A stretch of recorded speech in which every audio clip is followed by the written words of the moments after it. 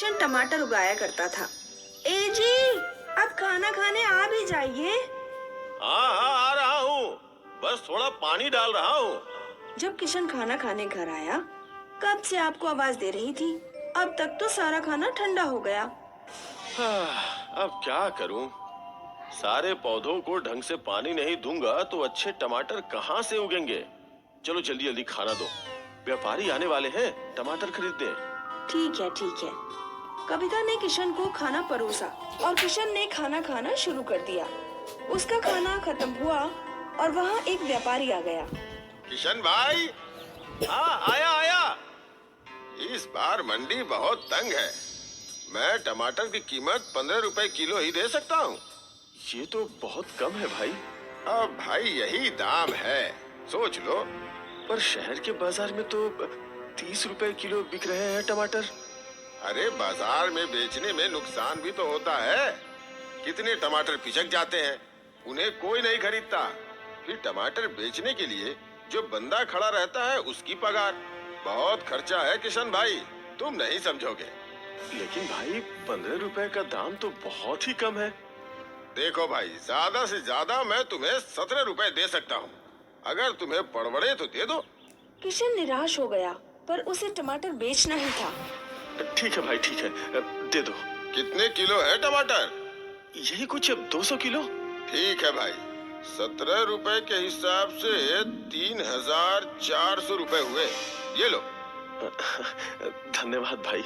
वो व्यापारी सारे टमाटर लेकर चला गया और किशन निराश होकर घर लौटा। क्या हुआ, दाम सही नहीं मिला? शहर में टमाटर 30 रुपए किलो बिकते हैं और हमें बस 17 रुपए मिले। ये तो अन्याय है। लेकिन अगर टमाटर बेचूं नहीं तो खराब हो जाएंगे। तो आप टमाटर खुद शहर जाकर क्यों नहीं बेचते? अरे अगर मैं शहर गया तो यहाँ मेरे खेतों का ख्याल कौन रखेगा? अब सब मैं देख लूंगी। लेकिन कैसे? तुम घर का काम करोगी या खेत संभालोगी? आप फिक्र मत कीजिए, मैं सुबह सारे घर का काम खत्म करके खेत भी संभाल लूंगी। वैसे भी आपने मुझे अच्छे से खेती सिखाई है। वो तो है, पर क्या हम कर पाएंगे? कोशिश तो कर सकते हैं। हाँ। और बस तय हो गया कि कविता टमाटर उगाएगी और किशन शहर के बाजार में टमाटर बेचने जाएगा। एक हफ्ते बाद टमाटर की नई फसल निकली और किशन ने टमाटरों को टेम्पो में भर दिया। आज पहला दिन है, उम्मीद है सब सही होगा। बिल्कुल सही होगा, आप फिक्र मत कीजिए। किशन शहर के बाजार के लिए निकल गया। यहाँ पहुंचकर उसने टेम्पो में ही टमाटर बेचना शुरू कर दिया। अरे ले लो ताजे ताजे टमाटर, ताजे रसीले लाल लाल टमाटर, ले लो ले लो ले लो। बस 30 रुपए किलो, 30 रुपए किलो। 30 रुपए किलो? हाँ दीदी। दूसरी दुकान पर तो 35 रुपए है। मैं तो तुमसे ही लूंगी, मुझे 2 किलो दे दो। मुझे भी 2 किलो। अरे अरे मुझे 1 किलो। और देखते ही देखते किशन के टेम्पो के बाहर औरतों की भीड़ लग गई। 4 घंटे में उसके बस थोड़े से टमाटर बचे थे। टमाटर हैं क्या? बस 4 किलो है, 4 किलो है। सारे मुझे दे दो। शहर वालों को ताजे रसीले टमाटर कम दामों पे मिले, इसीलिए सब धड़ाधड़ बिक गए। फिर किशन उसी टेम्पो में गांव लौटा। किशन ने टेम्पो वाले को 1000 रुपए दे दिए। अरे कविता, बहुत अच्छा दिन था आज का। क्या सारे टमाटर बिक गए? हाँ सब बिक गए। कुल मिलाकर 250 किलो के 7,500 रुपए मिले थे। 1,000 टेम्पो वाले को दिया तो बचे हैं 6,500 रुपए। वाह, आज तो मजा आ गया। ये हुई ना बात। एक चीज मैंने देखी कि शहर की औरतें टमाटर चुनते वक्त बस लाल लाल टमाटर चुनती हैं। तो हमें कुछ ना कुछ तो करना चाहिए ना टमाटरों को और लाल करने के लिए। YouTube पे ढूंढते हैं, कुछ न कुछ जरूर मिलेगा। किशन ने YouTube पर सर्च किया और उसे एक वीडियो मिला।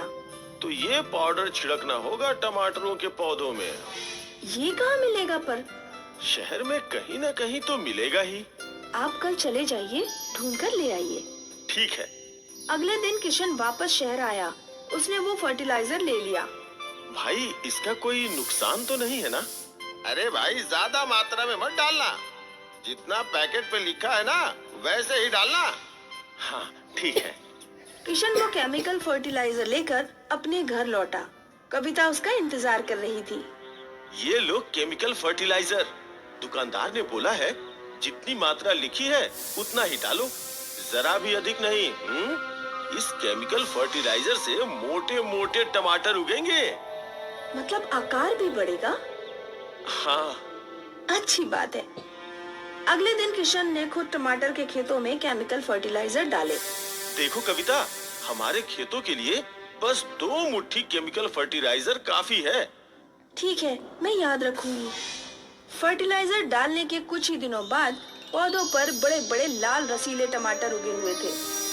ये केमिकल फर्टिलाइजर तो बहुत कमाल की चीज है। हाँ देखो कितने बड़े बड़े टमाटर हैं इस बार। लगभग 350 किलो टमाटर निकाले हैं। बाप रे, हमें तो बहुत मुनाफा होगा ना। हाँ चलो, अब मैं शहर जाता हूँ इन्हें बेचने के लिए। तुम इस फर्टिलाइजर को पानी में मिलाकर छिड़क देना, पर मात्रा याद रखना। जी बिल्कुल। किशन सारे टमाटरों को टेम्पो में भरकर चला गया। यह कविता को खेतों में फर्टिलाइजर छिड़कने थे।